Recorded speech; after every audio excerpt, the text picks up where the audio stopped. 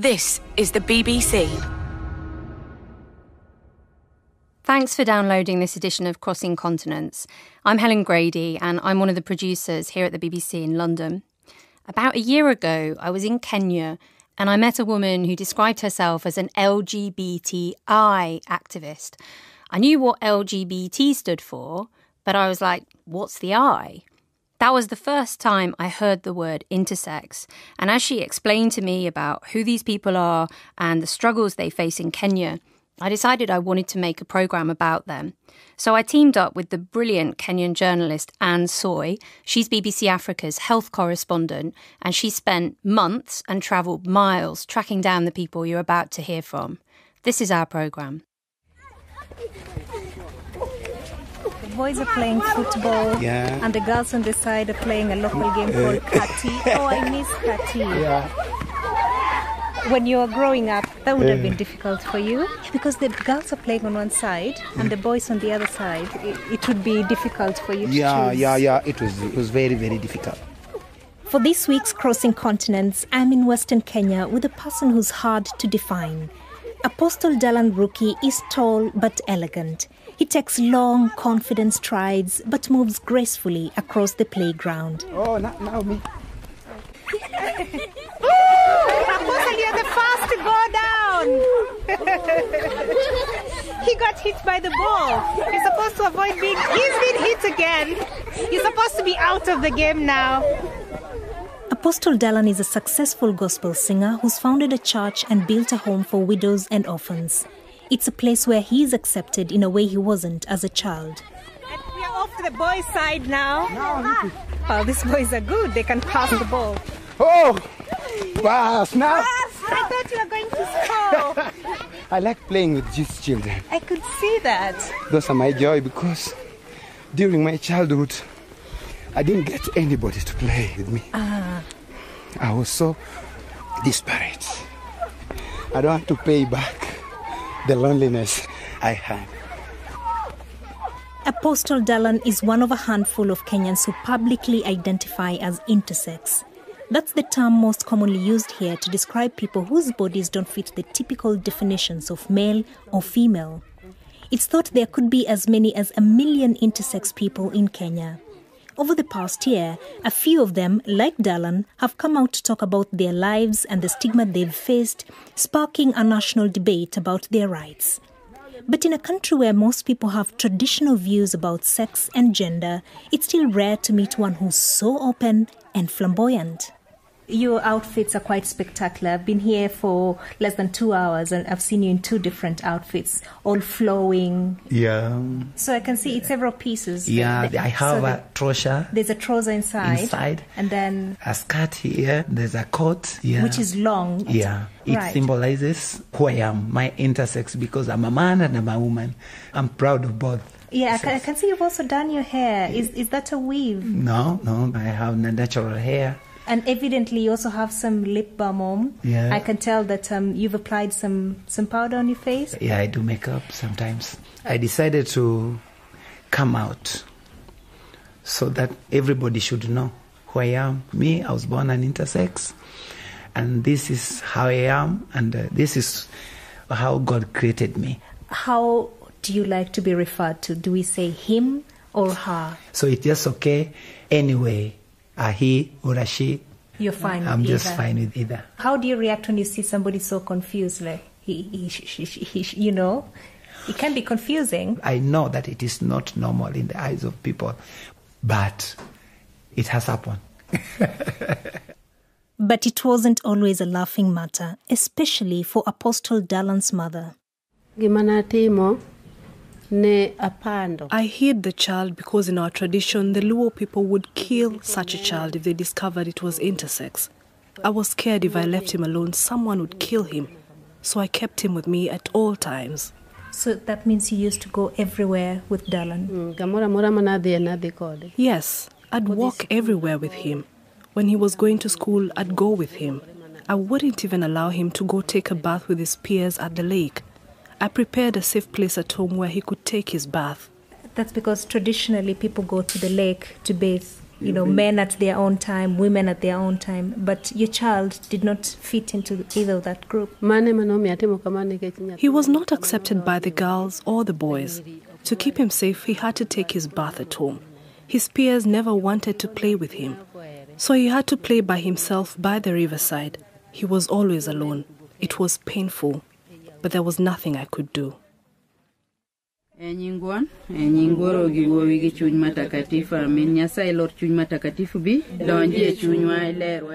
Kenya is a place where traditional beliefs like those of the Luo tribe run alongside a strong Christian faith. Every gathering here starts with a prayer, and the monthly meeting of the 10 beloved sisters is no exception.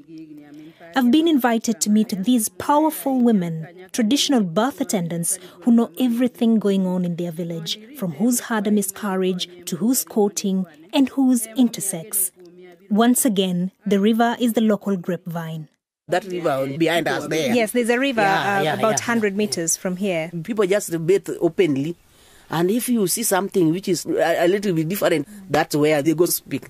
Started, oh, did you see something? Eh? So such people, they were afraid of going there where many people are there. They go too early or too late while people are not there, so that they can take their bath. So they bathe and look. Yeah. And compare. Yeah, you compare. That's normal. Where people bathe together, even if you are normal. One must look at the other person. Yeah, that's normal. However you are created, you have big buttocks, you are brown, those things are being seen. If you bend, backside is seen. You should be seeing there. That's where you will find someone saying, that woman, when she bent, I saw something like too big, a stick. So that's where people start gossiping. Even women. There are some who are not intersex, but between the vagina, there is something created too big. The clitoris. You see that much detail? Yeah. Wow. That's how human beings are.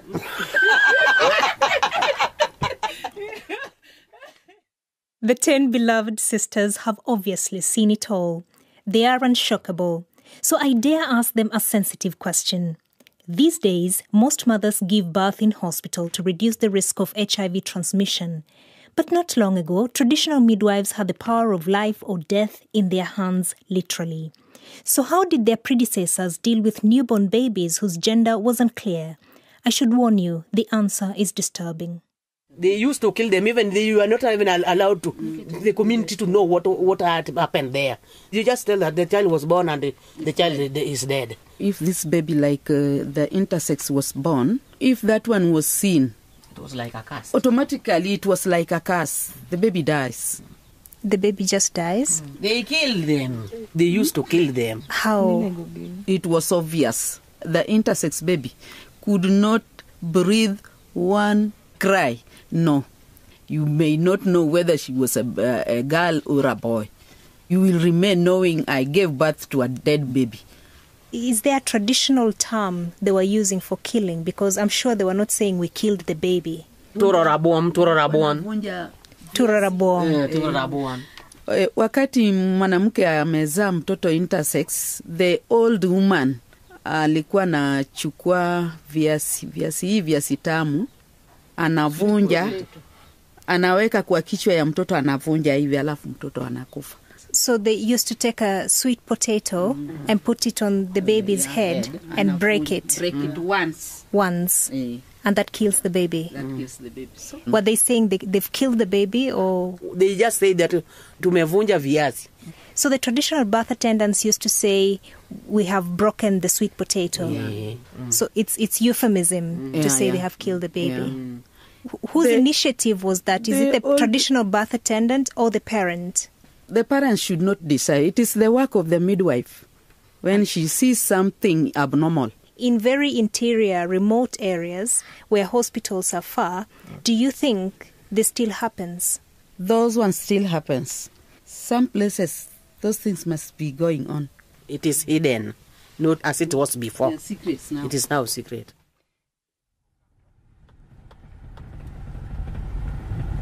We're driving on a rough road now, and we have been looking for a traditional birth attendant who has an incredible story.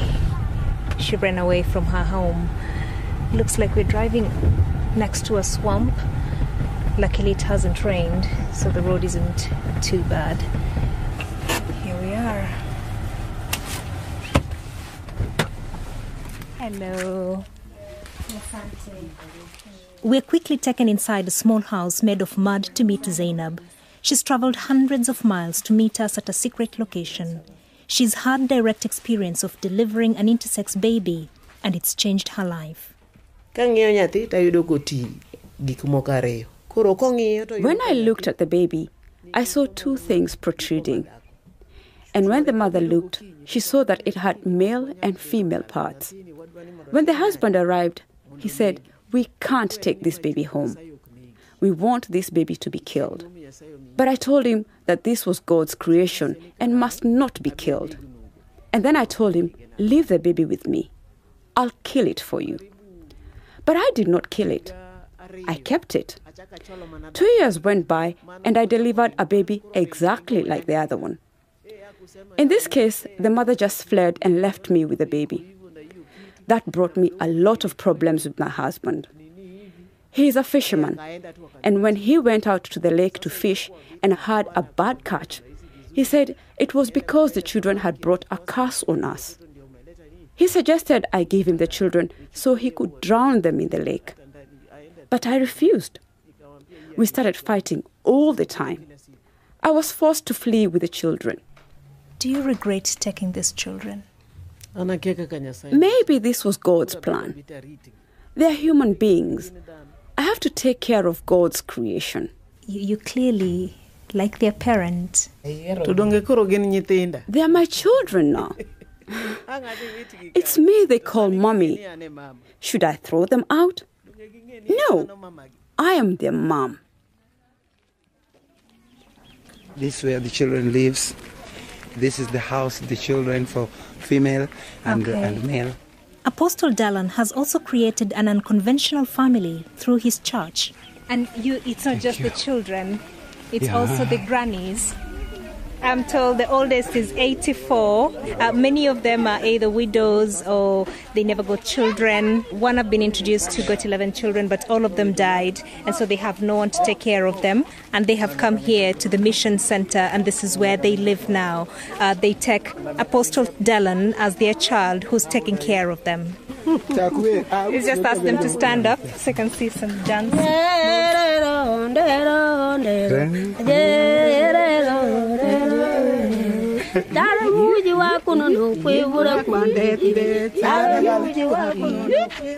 Through his church, Dalan has formed a community where he is adored.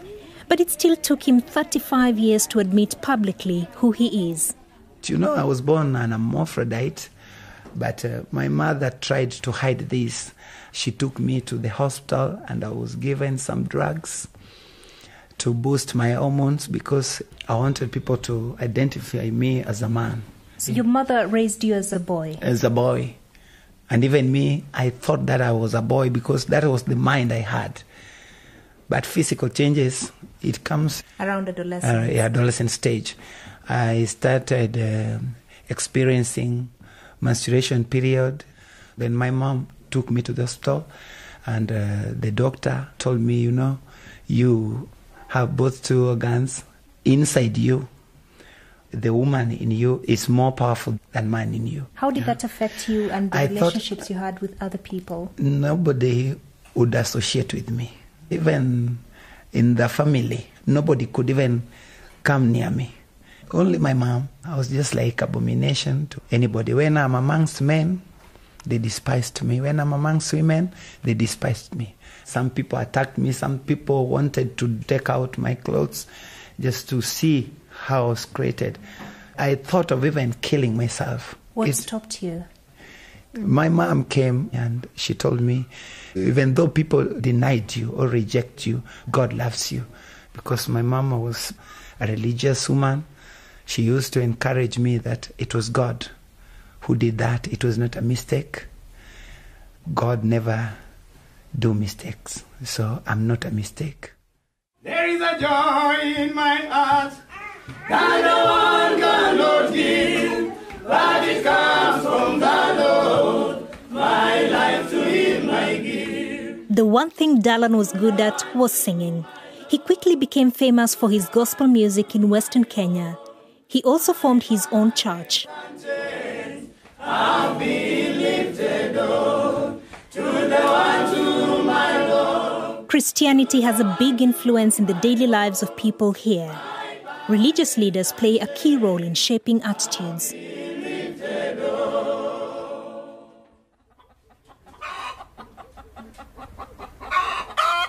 I, as a pastor, I was against LGBTI community, intersex.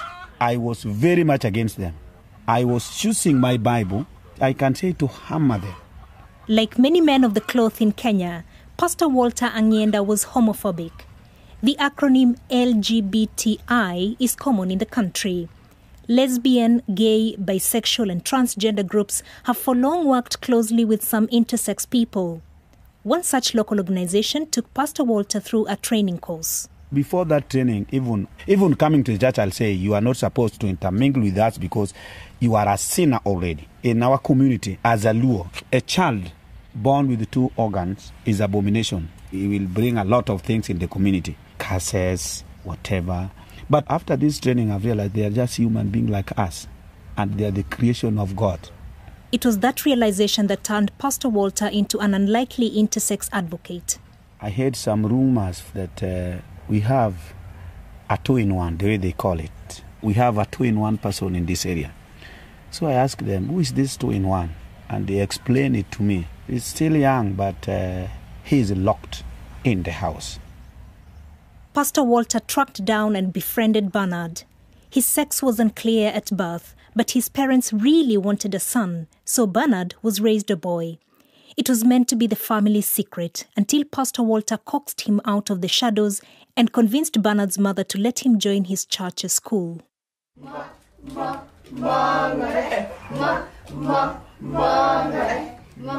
Although Bernard is 14, he's missed so much schooling. He's in a kindergarten class, but he loves it all the same.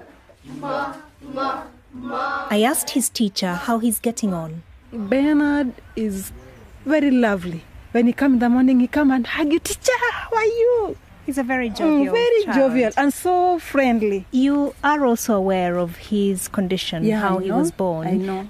Do you treat him any differently because of that? He needs the extra special care, and when going to the toilet, he has to go alone. So the other children cannot see what is inside him. And Bernard is 14 now, and this is the time when children then develop because of adolescence. Have you noticed anything? I've noticed the hips started to broaden up, the breasts are coming out. Even the face, you can now see she's now becoming a very beautiful girl. So Bernard is developing into more of a girl. Yeah, me, what I'm seeing in him, I'm seeing she's a girl, not a boy.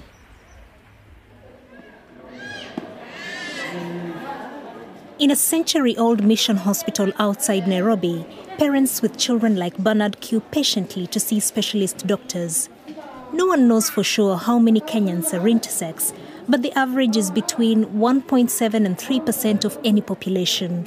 In Kenya, that means between 750,000 and 1.3 million people. And more of them are accessing healthcare services.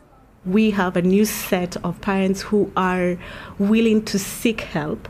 Within these parents, there's internet that is accessible and available for them, even in the rural areas. So when they realize there's something wrong, they're able to just look and say, what could this possibly be? Dr. Joyce Mbogo has 32 child patients, as well as adults who come to see her at her clinic in Nairobi. She's one of a new crop of Kenyan doctors trained specifically to deal with what she calls disorders of sex development, or DSDs. I am actually a product of the training that was done within Africa by the European Society of Pediatric Endocrinologists, and we trained within our population, within our culture. So we have had more people graduating with this kind of specialty. Now, there are people who have graduated, like me, have gotten involved heavily insensitizing the community. And I believe that's the reason why we are having more coming up and seeking help. This is changing the way families deal with intersex children. They now have professionals like Dr. Mbogo to turn to. But she says as doctors, they don't have the instant solutions the parents come hoping for. It's a journey they've got to walk with the children and their families. So for some people, you will not require anything at all. For others, you may require medication. For some conditions, it's just because you are lacking a hormone, and therefore being given that chemical that you're lacking stabilizes everything. The other one is some require just some correction of the external genitalia. However, because it is a process and we believe the child should be at an age in which they can make that conscious decision, you would want to delay the surgery as much as possible. And therefore, doing it at an early age will also not only reduce the amount of surgeries that you need to do, but also the patient would have made a conscious decision of who they want to be. It may sound logical, but legally, there are some barriers to this approach. Lady Justice Teresia Matheka is a High Court judge. She got interested in intersex issues after she came across such a child in her court. She's in touch with intersex people across the country and says they all face the same legal problem.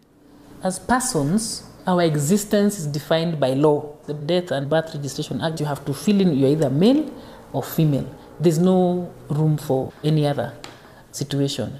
You need a birth certificate, even to go to school, to sit your exams. My recommendation would just be we need to amend that act. First of all, to be able to allow the intersex person or child to get a document that identifies them and that may become permanent when actually their body tells them exactly, or they decide who they are. And in any case, there are those intersex persons who don't want to be identified as either male or female. I'm just intersex.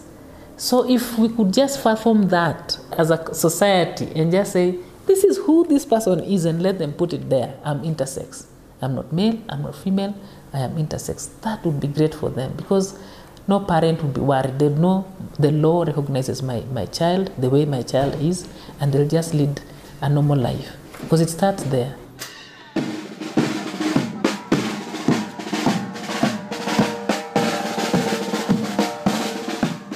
But now, some baby steps. In October, a group of intersex people marched through the streets of Nairobi to present a petition to Parliament. They want laws created to protect them. Some are even calling for a third gender. They are backed by lesbian, gay, bisexual, transgender, and genderqueer activists. My name is Neo Sinapolo Musangi, a non-binary Kenyan, or genderqueer, or gender non-conforming. Basically, I am a person that doesn't feel or identify as male or female or man or woman.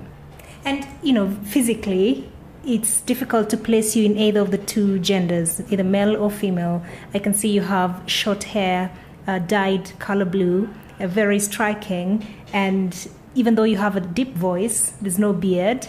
And from your structure, it's difficult to classify you as either male or female. Where do you stand in the discussion about third gender? I'm totally for third gender in this country because particularly with intersex persons, parents would not be compelled to have to take a gender or a sex for their children, for an infant, who then grows up and becomes opposite or non-binary, right? So I think having a third gender from the very beginning would allow space for people to choose the gender that they feel comfortable in much later in life, post-puberty. Apart from the intersex people, do you see any other group that might need the third gender?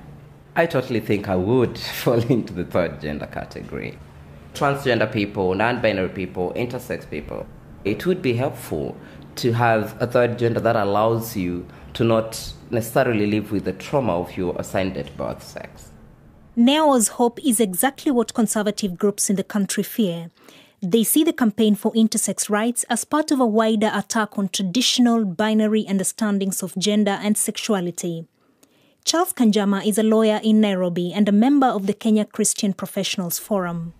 The advocacy for rights of intersex persons is relied upon by homosexuals, gays and lesbians, and particularly by transgender persons, people who decide to make their own choice to advocate for the blurring of lines about sexual identity and orientation. It is basically a Trojan horse that is being used by those who would like to advocate the complete razing to the ground of traditional sexual identities, orientation and behavior. Christian lawyers successfully argued against the recognition of intersex people in a recent legal test case. The court agreed with them that it could set a tricky precedent. The moment you open the ground for a third gender, don't think you'll stop at a third gender. Actually, you will end up with a great diversity of genders. You will end up excluding those who want to live their lives according to the awareness or recognition of two genders from being part of society. This is the story of the elephant that during the rain went to the African hut and requested the owner of the hut to allow the trunk to shelter from the rain. And after the owner thought, yes, I can allow the trunk to shelter from the rain, soon the elephant wanted to get the head in so that the ears could also shelter from the rain. And soon one leg, two legs, eventually the elephant got into the hut and dislocated the person who had been sheltering from the rain.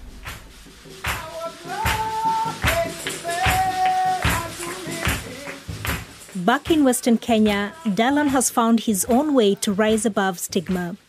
But intersex people have not had their day in court. Many still want to be either male or female, and they are pushing for legal and medical support to achieve their goal. But there are those like Dalan who have accepted themselves as they are and would rather not change their bodies to conform to societal expectations. If I could go back to my childhood, I would have not even allowed my mom to identify me as a man. She would have left it for me to identify myself how I want it to be. Yeah. And knowing all that you know now, yeah. How would you have identified yourself? I would have identified myself as an intersex. Not as a man and not as a woman. An intersex, because I have both of them. And God never do mistakes.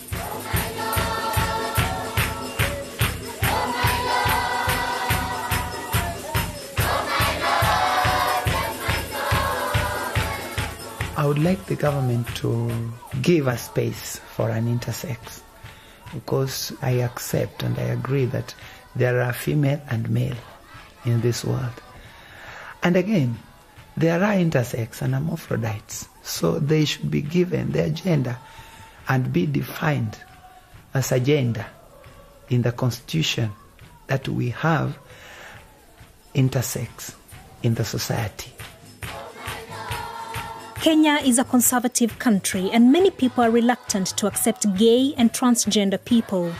What surprises me as a Kenyan is how open people have become in a short space of time to the idea of intersex rights. Just a year ago, it was a taboo subject, but people like Dalan have made it mainstream. A third gender may be a long way off, but intersex Kenyans are stepping out of the shadows.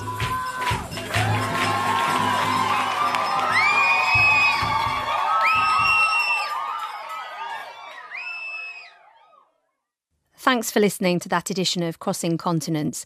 The presenter was BBC Africa's health correspondent Anne Soy.